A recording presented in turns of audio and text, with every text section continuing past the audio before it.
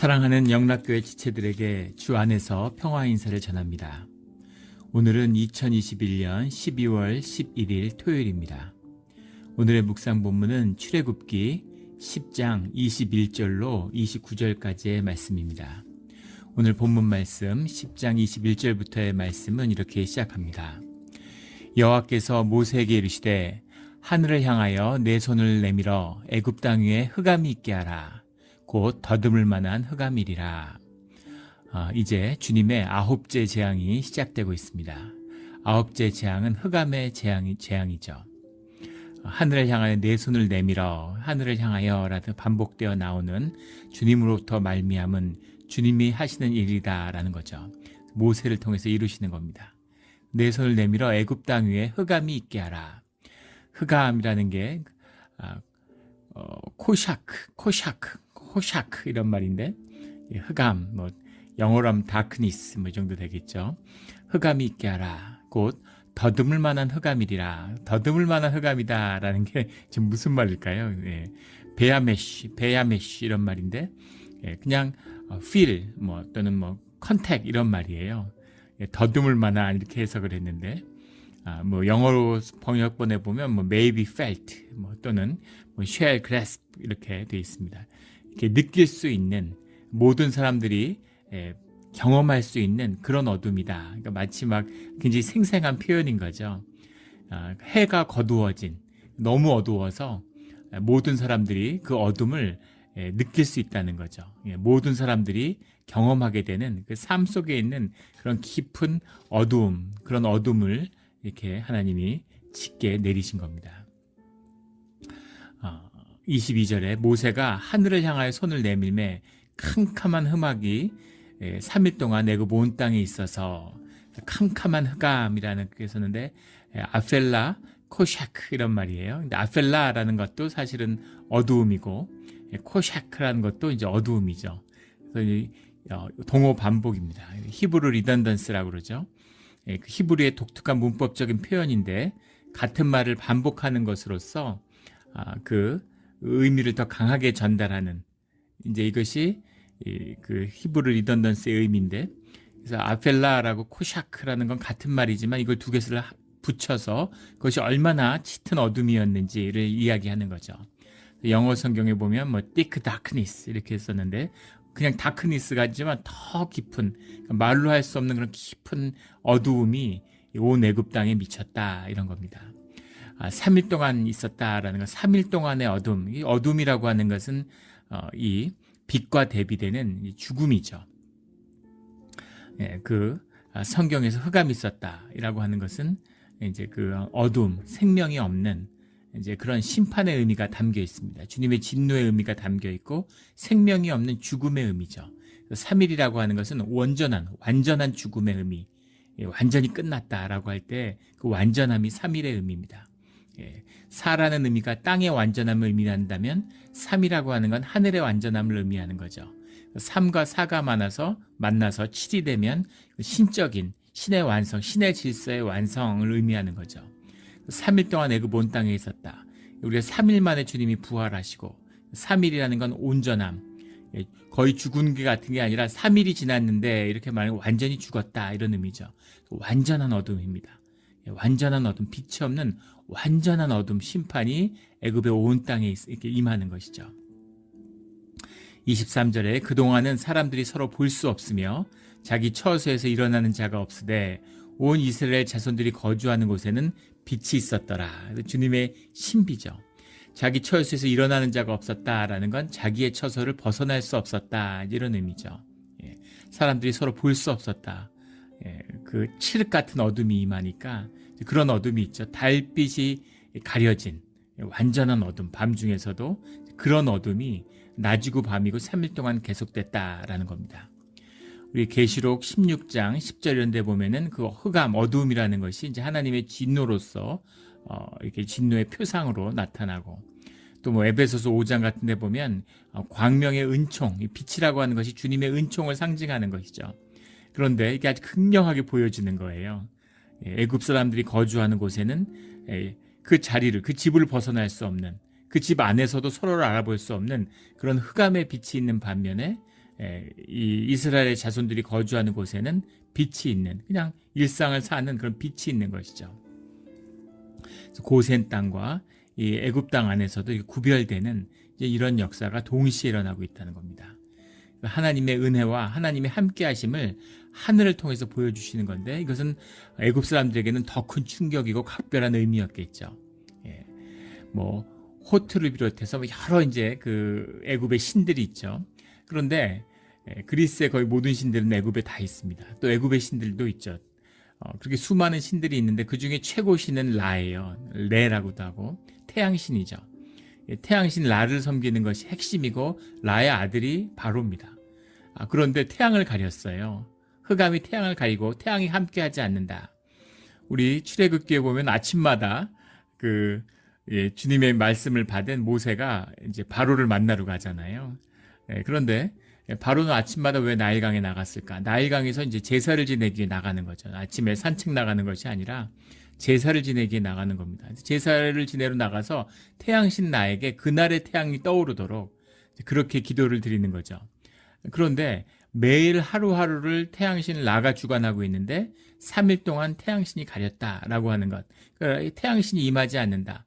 태양신의 임재가 없다. 이렇게 되니까 엄청난 충격이었을 겁니다. 태양신, 태양을 가리는, 흑암으로 태양을 가리는 분, 여호와 하나님이 계시다라는 것을 거부할 수 없는 분명한 증거인 거죠. 지금도 그럴 텐데 이것이 뭐 단순한 개기일식의 사건 이런 게 아니죠. 개기일식이 사흘 동안 계속될 수는 없죠. 이것은 이제 주님의 주권적인 역사다 이렇게 볼 수 있을 겁니다. 근데 그런 게 일어나니까 뭐 이 애굽 사람들이 받는 공포 이런 건 말로 할 수 없었을 거예요. 아마 바로 자신에게도 큰 충격이었을 겁니다. 그런데 더 놀라운 것은 흑암이 임하는 것도 놀라움인데 이스라엘 자손들이 거주하는 곳에는 빛이 있었더라. 고센 땅에는 햇빛이 창창하게 비치고 있는 것이죠. 그래서 태양의 주관자도 주님이시다라는 것을 분명히 말씀하고 있는 겁니다. 24절에 바로가 모세를 불러서 이르되 너희는 가서 여호와를 섬기되 너희의 양과 소는 머물러 두고 너희 어린 것들은 너희와 함께 갈지니라. 처음에는 어린아이들은 두고 가라 이랬는데 이제는 어린아이들 데리고 가라 이렇게 얘기하는 거죠. 그런데 양과 소는 낫더라 이렇게 얘기하는 겁니다. 그래서 바로의 중심이 무엇인가라는 걸 보여주는 거죠. 현상세계에 속한 사람이에요. 현상세계에 속한 사람이라는 것은 이 사람의 기본적인 가치관, 세계관이 물질적인 것이라는 겁니다. 속된 말로 하면 속물이라는 거죠. 세상에 속했다라는 거예요. 그 중심에 돈을 섬긴다 이런 얘기죠. 주님이 말씀하시는 돈과 주님을 겸하여 섬길 수 없다라고 하는 그 분명한 말씀처럼 섬기면 안 돼, 섬기지 않도록 노력해 이런 게 아니라 섬길 수 없어. 그거는 임파서블한 거예요. 주님을 섬기거나 돈을 섬기거나 둘 중에 하나죠. 나는 주님을 섬기는데 왜 이렇게 돈이 좋을까? 돈을 섬기는 겁니다. 주님을 섬긴다고 착각하고 있는 것이죠. 이것이 세상에 속한, 현상에 속한 사람의 본질이에요. 현상의 질서의 표상, 현상에서 가장 높은, 현상의 질서의 가장 높은 단계, 가장 추상성이 높은 단계가 돈이잖아요. 무형의 가치, 세상의 가치를 응집시켜 놓은 것이죠. 그것을 투사해 놓은 거잖아요. 그러니까 돈을 섬기는, 결국 돈으로 가는 것이죠. 그래서 바로가 그 끝에 보여주는 삶의 중심과 진실이 무엇인지, 사실은 뭐 라를 섬기고 대제사장이고 뭐 보이지 않는 질서를 뭐 하는 것처럼 하지만 그건 모두 현상을 꾸미기 위한 종교 행위인 거죠. 종교의 본질입니다. 현상의 질서를 유지하고 현상의 질서를 가지기 위한 그런 조작일 뿐이지 본질은 결국은 물질에 있는 것이죠. 양과 소는 낫더라.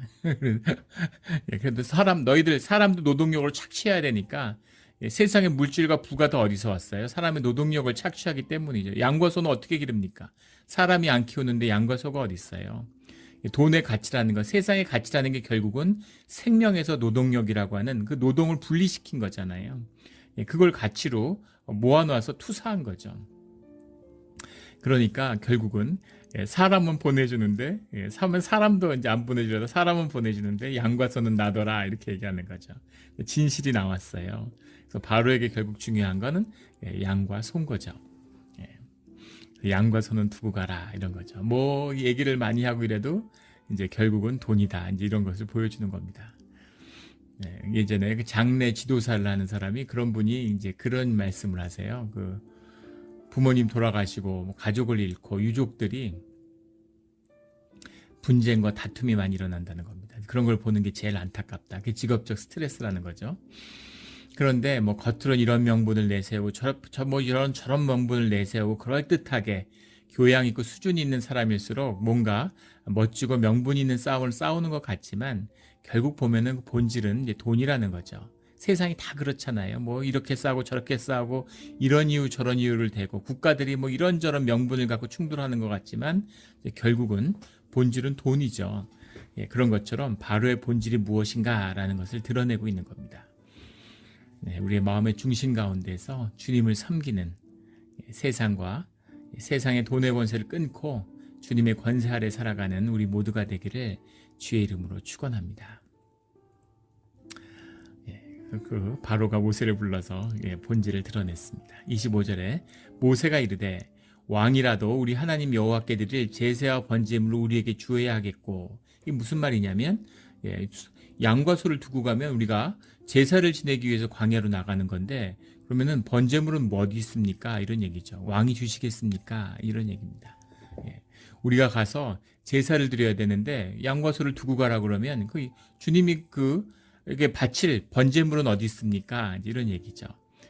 그러면 왕이 주셔야 될 거 아닙니까? 근데 왕이 주셔야 되는 번제물이 결국 양과 소죠. 그러니까 그 이스라엘 사람들이 양과 소를 놓고 가면 그러면 바로의 양과 소를 내놔야 될 거 아닙니까? 이제 이런 얘기인 거죠. 무슨 얘기냐면 그럴 수 없다라는 얘기를 돌려서 얘기한 거죠. 26절에 우리의 가축도 우리와 함께 가고 한 마리도 남길 수 없으니 이는 우리가 그 중에 가져다가 우리 하나님 여호와를 섬길 것이며 또 우리가 거기에 있기까지는 한 마리도 둘 수 없다. 아니 그런데 무슨 있는 소 양을 다 잡는 것도 아닌데 왜 한 마리도 두지 않고 다 가져가야 된다고 이야기하느냐라고 하는 것. 이것이 이스라엘의 백성에게 속한 것이고 주님의 것이기 때문인 거죠. 이스라엘에게 속했다는 것은 주님께 속한 것이기 때문에 주님이 다 나와라 하면 다 가져가야 됩니다 라는 뜻이 들어있는 겁니다. 그리고 거기엔 더 중요한 뜻이 들어있는데 우리가 거기에 이르기까지는 어떤 것으로 여호와를 섬길지 알지 못함이니이다 라는 이 말씀이죠. 어떤 것으로 여호와를 섬길지 알지 못함이니이다. 굉장히 중요한 말씀입니다. 주님께 어떤 것이 섬김이 될까라는 것은 알 수 없어요. 그것은 주님이 정하는 것입니다. 우리가 멋들어진 무슨 성가대를 조직하고 뭐 멋진 성전을 짓고 멋진 예배 양식을 갖췄다고 해서 그것이 주님을 섬기는 것이 될 것인가? 주님이 받으시는 예배가 되는가? 알 수 없습니다. 그건 주님이 받으시면 받으시는 거고 아니면 아닌 거예요. 우리 교회가 역사상 가장 아름다운 성가를 하고 가장 아주 장엄한 예배를 드리고 멋진 교회당에서 예배를 드렸던 것은 16세기라 그러죠. 베드로 성당이 처음 지어지고 그 시대의 이 전문적인 그 세상의 지금까지 역사에서 어떤 성가대도 16세기의 성가대를 비교될 수 없다고 합니다. 그런데 그때가 교회가 가장 비참하고 가장 타락했을 때죠. 주님이 받으실 수 없는 거죠. 주님이 종교 개혁을 일으키셨어요. 그런 예배는 하나님이 더 이상 못 받겠다 이렇게 말씀하시는 거죠. 그래서 인간이 어떻게 섬겼는가라는 것이 중요한 것이 아니라 주님이 무엇을 받아주시는가라는 것이 중요한 것입니다.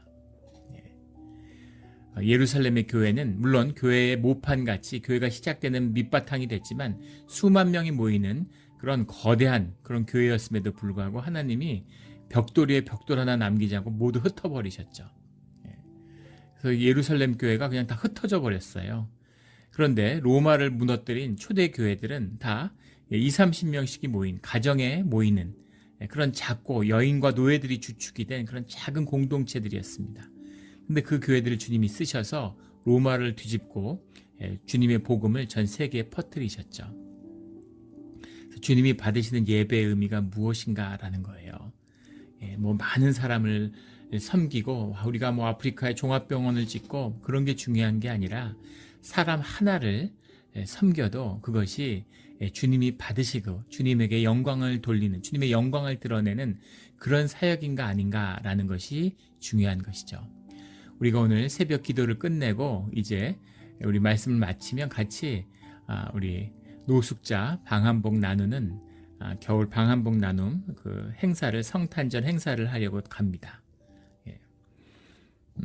우리가 지금 한 달 동안 정성을 모아가지고 이렇게 섬기는 건데 우리 교회로서는 참 그 큰 헌신이 이제 있었죠. 그러나 또 세상적으로 보면 무슨 방한복 몇백 벌 나눴다고 해서 세상에 무슨 노숙자가 끝도 없이 많은데 해마다 쏟아져 나오는데 그것을 어떻게 감당하겠습니까? 우리 작년에는 못했지만 재작년에 2년 전에 우리 갔을 때도 정말 끝도 없이 몰려오는 그 노숙자들을 보면서 이게 정말 미국인가? 세계에서 가장 부유한 나라라 그러는데 겨울에 신발도 안 신고 맨발을 신고 옷을 받으러 음식을 먹으러 오는 그 노숙자들을 보면서 정말 예전에 가난은 나라님도 어떻게 못한다. 국가 권력이 무슨 사람의 힘으로 될 수 있는 게 아니라는 거죠. 주님이 하셔야 되는 겁니다. 주님이 하시지 않으면 그 문제가 해결될 수 없어요. 지금 빈부격차가 워낙 심해지니까 그것을 세금으로 해결이 되겠습니까? 물론 세금을 걷어서 나누면 좋겠죠. 그걸로 해결되지 않아요. 그렇게 해결될 것 같으면 예전에 사회주의, 공산주의 국가들이 다 해결받죠. 모든 사람들이 가난해지고 말았잖아요. 이 가난의 문제라는 것을 푸는 비밀, 그것은 주님에게 있는 것이죠. 주님의 은혜밖에 없습니다.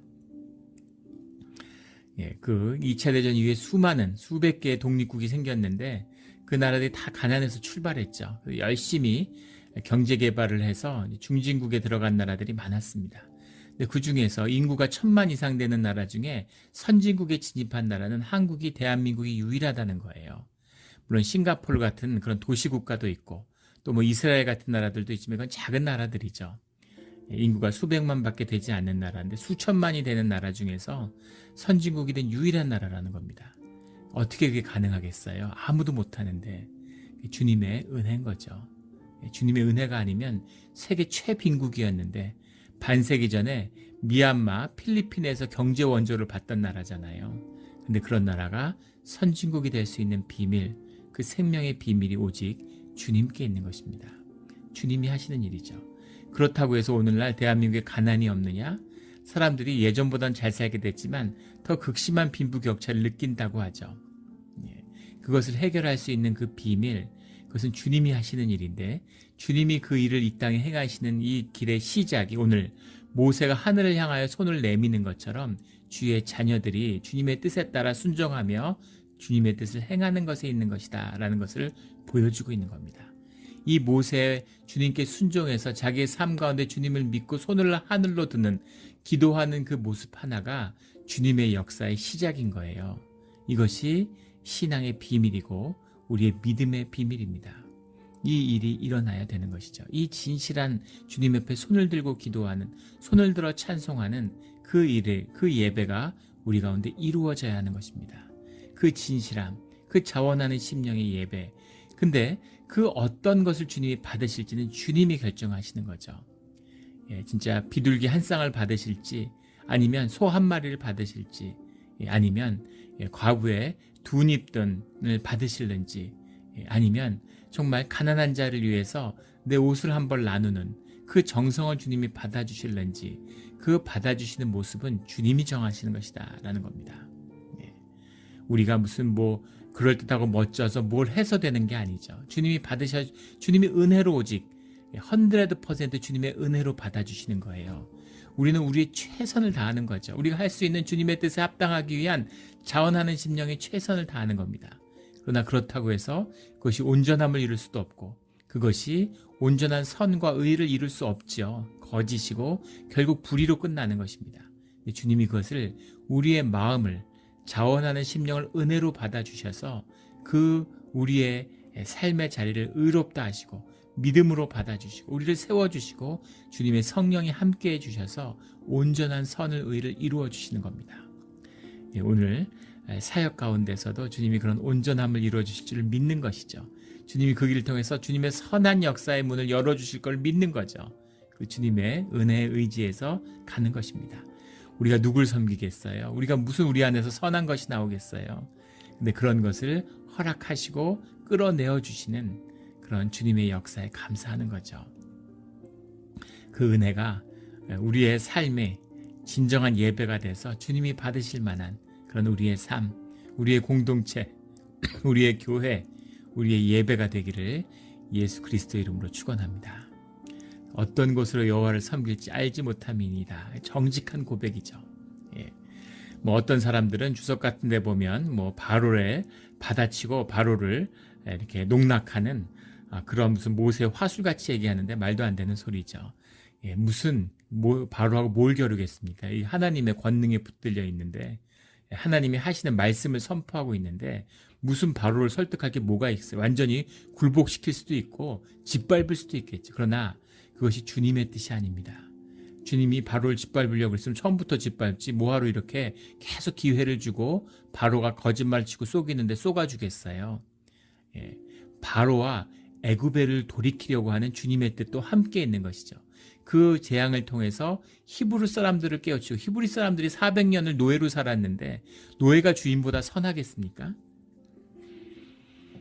예, 제가 그 젊었을 때 학생 때 빈활이라고 그러죠. 빈민 활동 같은 걸 돕는 그런 걸 했었어요. 그때는 뭐 신앙도 아니고 크리스찬도 아니었는데 자기 의로 한 거죠. 그래서 이제 가난한 사람들을 의식화시키고 세상을 변화시킬 수 있다고 이제 그렇게 믿었던 적이 있었는데, 그런데 이제 그것이 풍지박산 나는 것은 진실과 마주하기 때문이죠. 인간이 악해요. 예. 우리 관념 속에 아주 낭만적인 그런 생각 속에서는 가난한 사람들이 서로 돈이 없으니까 돕고 의지하며 살 것 같죠. 절대 그렇지 않습니다. 인간이 사악하기 때문에 다 가난한데 그 안에서도 세탁기 있냐 없느냐, 그리고 다 비닐하우스 치고 살면서 이게 네 집이니 내 집이니 다 남의 땅에 그냥 사는 거 점유하고 있는 거면서 내가 점유했으니까 내 땅이니 네 땅이냐고 싸우고 훔치고 모략하고 암투를 벌이고 패거리를 짓고 이것이 인간이 하는 짓이에요. 예. 인간이 사악하고 보다 보면 정말 형벌을 받는구나 이런 느낌이 들 정도로 그렇게 소망이 없는 것이죠. 그것이 인간의 진실입니다. 노예로 살았는데 눈치 보며 살았는데 학대받으며 살았는데 그런데 이 히브리 사람들이 정상이겠어요? 한없이 사악하고 나약한 그런 인간들이죠. 그들을 회복시키는 과정입니다.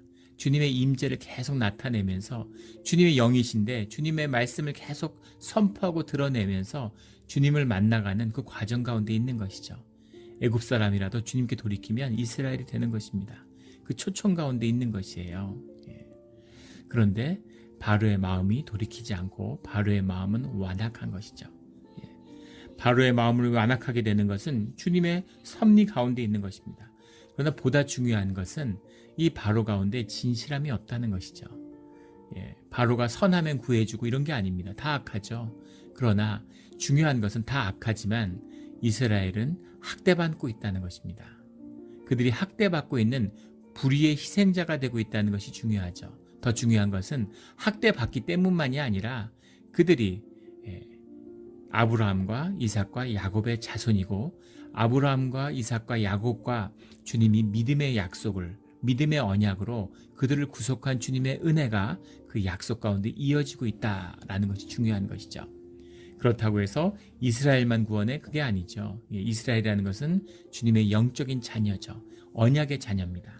그래서 그 돌이킬 수 있는 것을 열어주고 계시는 거예요. 근데 바로는 스스로의 완악함에 대해서 정직하지 않은 것이죠. 그 거짓을 은폐하고 속이는 겁니다. 세상의 권력의 악과 힘의 악, 그리고 종교의 그 거짓의 악이 결합되어 있는 것, 이것이 바로죠. 진짜 기독교가 조심해야 돼요. 세상에서 성공하고 출세하고 주님이 축복받았다 그러고 종교의 거짓된 의로 자기의 죄악을 덮는 그런 바로인 거예요. 이것이 오늘날 타락한 교회의 모습이죠. 거짓을 깨고 주님의 은혜를 만나는 그런 우리의 참된 진실된 신앙의 자리가 되기를 주의 이름으로 축원합니다. 27절에 여호와께서 바로의 마음을 완악하게 하셨으므로 그들 보내기를 기뻐하지 아니하고, 이 말씀의 비밀이죠. 지금 문맥만 보면 이상하잖아요. 그들 보내기를 기뻐하지 아니하고, 지금 이게 기뻐한다? 지금 국가의 근간이 되고 그 당시에 모든 노동력의 원천이 노예고, 노예가 아닌 사람들은 로마 시대도 마찬가지였습니다. 노예만 일을 하는 거예요. 노예의 기생에서 사는 겁니다. 노예 고열을 빠는 거예요. 노예를 다 풀어주면 애굽 경제는 무너져 내리는 거죠. 그런데 그들을 보내기를 기뻐하지 아니하고, 그들 보내기를 기뻐하지, 원래 기뻐해야 된다는 얘기잖아요. 기뻐해야 되는데 지금 기뻐할 상황, 현상적으로 보면 기뻐하는 게 아니라 통곡을 할 일이죠. 이를 갈며 분해할 일이죠. 내가 힘이 없어서 짓눌려서 재앙이 두려워서 할 수 없이 보내지만 속으로 원망과 원한이 쌓이지 않겠어요? 세상의 주님의 눈으로 보면 원망하고, 원래 노예로 끌려온 것도 아닌데 손님으로 왔는데 그걸 노예 삼아서 학대하는 게 그게 잘못된 거고, 400년간 그 노동력을, 400년 내내 노예는 아니었지만 그것을 노예로 붙들고 학대하고 그들의 그 착취한 그것을 갚아도 시원치 않죠. 물론 갚게 됩니다. 그런데 그것을 풀어주는 것을, 그것을 기뻐해야 된다고 얘기하는 거죠. 이거 기뻐해야 될 일이라는 거예요. 사실 영적으로 깨어서 보면 기뻐해야 될 일이죠. 주님의 영벌을 받지 않고 주님이 구원의 길을 열어주신다는 것, 그리고 그들을 풀어줌으로써 내 죄를 조금이나마 내가 씻을 수 있는 기회를 주신다는 것, 주님의 섭리 가운데 동참해서 주님의 부르심을 만날 수 있는 기회를 열어주셨다는 것, 주님이 용서해 주실 수 있는 기회를 주셨다는 것, 기뻐해야 될 일이죠. 기뻐해야 할 일이죠. 우리가 나쁜 짓 하는데 주님한테 매를 맞아요. 회초리를 맞습니다. 기뻐해야죠. 자식이 나쁜 짓 했는데 부모가 회초리를 때린다는 건 부모기 때문이잖아요. 누가 남의 자식 회초리 때리는 부모가 어디 있습니까? 내 부모니까, 내 자식이니까, 잘못되면 안 되니까 회초리를 맞는 그 기쁨이 있는 거예요. 기뻐해야 될 일인 거죠. 아버지가 나를 사랑하고 내가 아버지의 자식 됐고 내가 이것을 통해서 돌이킬 수 있는 기회가 되니까 기뻐할 일이라는 거죠. 근데 회초리 맞으면서 기뻐하는 자식이 어디 있습니까? 그런 자식들은 회초리를 받지 않죠. 칭찬을 받고 상을 받죠. 근데 바로가 사실은 기뻐해야 할, 이 영이 깨어지고 본질의 세계를 보면 코즈 이펙트라는 인과가 지배하는 현상의 세계, 그 현상의 세계를 뛰어넘는 본질의 세계, 무한 차원의 세계, 영적인 세계, 그 눈으로 바라보는 사람. 현상이 다인 사람은 사기치는 거예요. 현상이 다인 사람은 돈이 제일 중요한 거예요. 돈이 있어야 내가 이 현상 세계에서 쥐락펴락하고 사는 동안 호의호식 하잖아요. 살아서 호의호식하는 게 제일 중요한데, 그러니까 돈이 중요하고 그것만 있기 위해서 무슨 짓이든 하는 거죠. 형제끼리, 부모 자식도 돈 때문에 싸우잖아요. 그렇게 되는 겁니다. 그런데 영원한 세계를 보는 사람들은, 영원한 세계를 보는 사람들은, 무한 차원을 보는 사람들은 그런 그 시시하게 돈 갖고 그럴 일이 아닌 거예요. 더 중요한 게 있으니까, 더 본질적인 게 있으니까, 더 생명이 더 중요하니까, 그런 걸 보는 사람들은 그런 데서 풀려날 수 있는 것이죠. 그래서 기쁨이 있는 겁니다.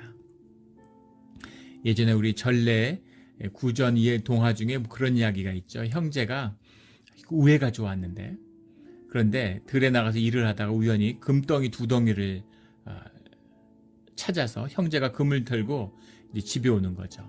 나룻배를 타고 강을 건너는데 갑자기 형이 황금을 확 버리는 거예요. 물에 풍덩 빠뜨리는 겁니다.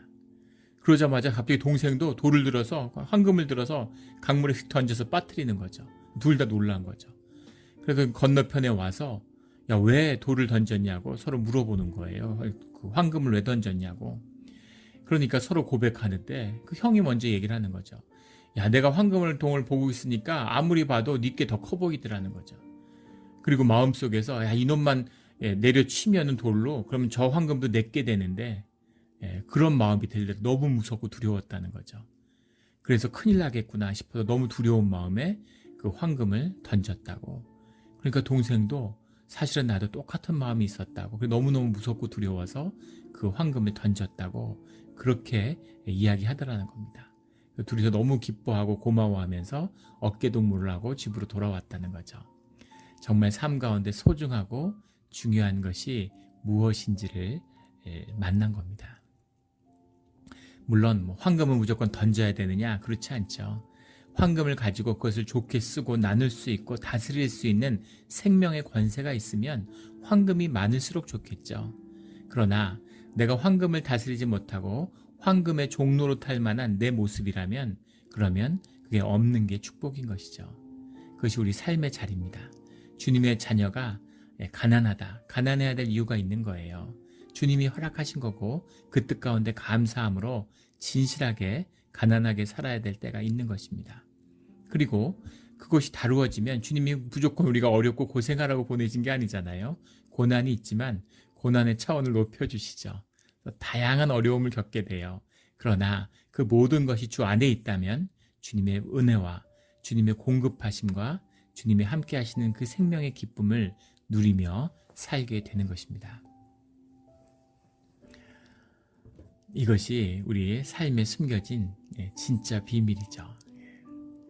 우리 삶의 모든 것에서 기쁨을, 감사를, 우리 추수감사절이 지나고 성탄절, 지금 대림절이고 성탄절이 다가오죠.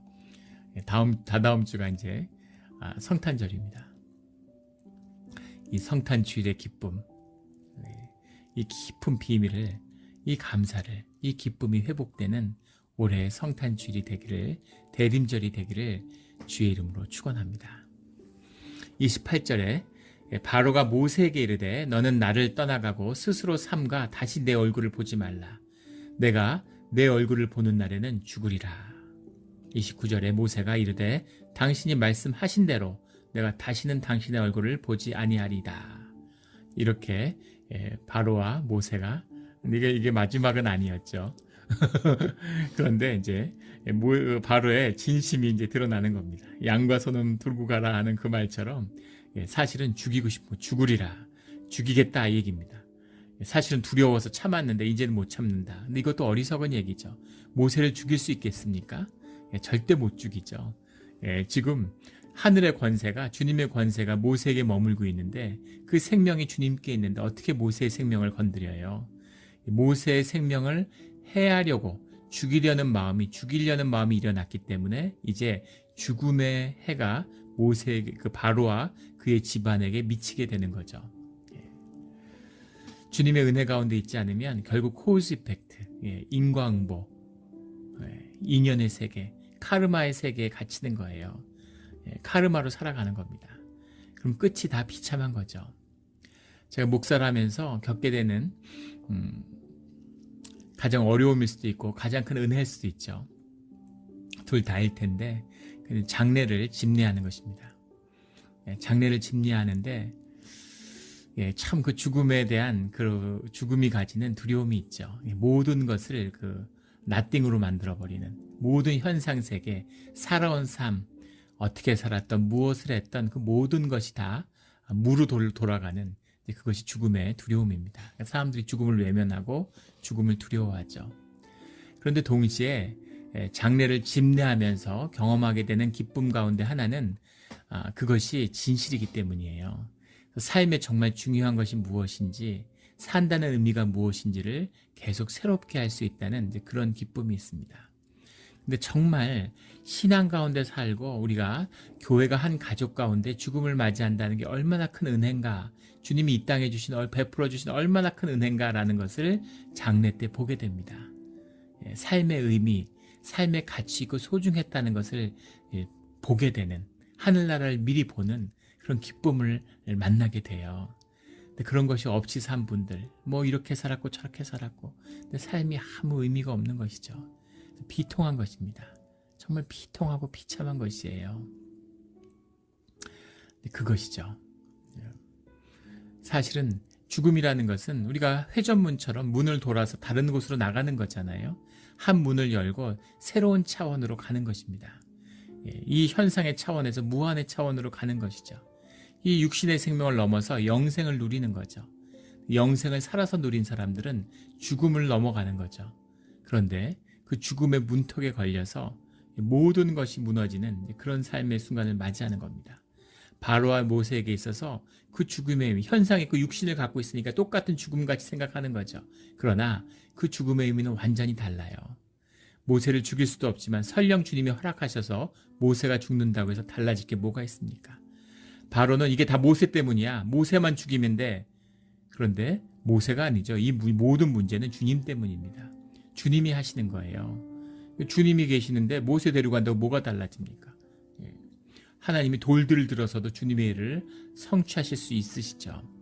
그래서 아무 의미가 없는데 모세밖에 보이지 않는, 눈에 보이는 것밖에 보지 못하는 이 바로가 가지는 어리석음이죠.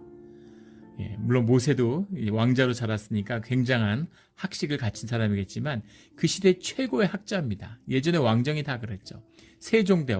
세종대왕이 정치적인 권력으로서 최고의 왕이지만 동시에 그 시대 최고의 학자예요. 그 시대 최고의 선생님한테 최고의 교육을 받아서 가장 많은 것을 알고 있는 사람입니다. 지식적으로. 하물며 바로는 어떻겠어요?